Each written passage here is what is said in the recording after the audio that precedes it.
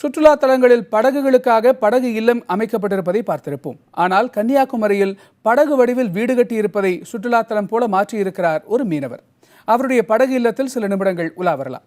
கன்னியாகுமரி மாவட்டம் தூத்தூர் பகுதியில் சுற்றுலா தலம் போல் காட்சியளிக்கும் இந்த படகு இல்லம் மீனவர் அந்தோணிராஜின் குடியிருப்பு.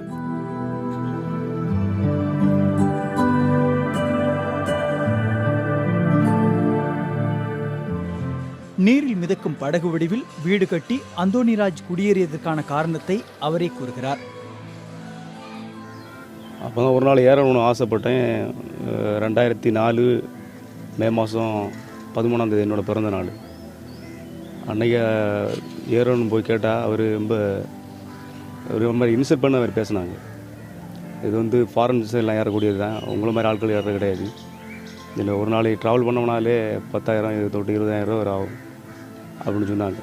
அது எனக்கு ரொம்ப மனசுக்கு கஷ்டமாக இருந்தது. அவர் இன்சல்ட் பண்ணால தான் ஒரு வைராக்கியமாக ஏற்றுக்கொண்டு இந்த படகு வீடை கட்டதுக்கு உள்ள ஒரு முக்கிய காரணமாக இருந்தது.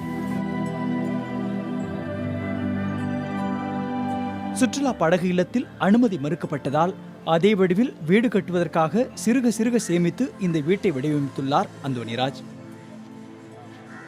முதல்லலாம் இந்த வீடு பண்ணி வரும்போதெல்லாம் ரொம்ப கேவலமாக பேசினாங்க ஊருக்காரங்க எல்லாரும். இது என்ன பைத்தியக்காரத்தனமாக இருக்குது, இது சாத்தியம் கூட கிடையாது அப்படின்னு. கிட்டத்தட்ட 10 மாதம் வேலை நடந்தது.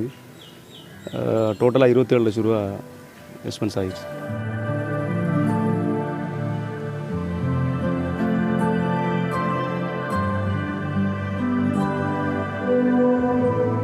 தான் அவமதிக்கப்பட்டதால் தளர்ந்து விடாமல் அதனை வெகுமானமாக எடுத்துக்கொண்டு இப்படி ஒரு வீட்டை நிர்மாணித்திருக்கிறார் அந்தோணிராஜ்.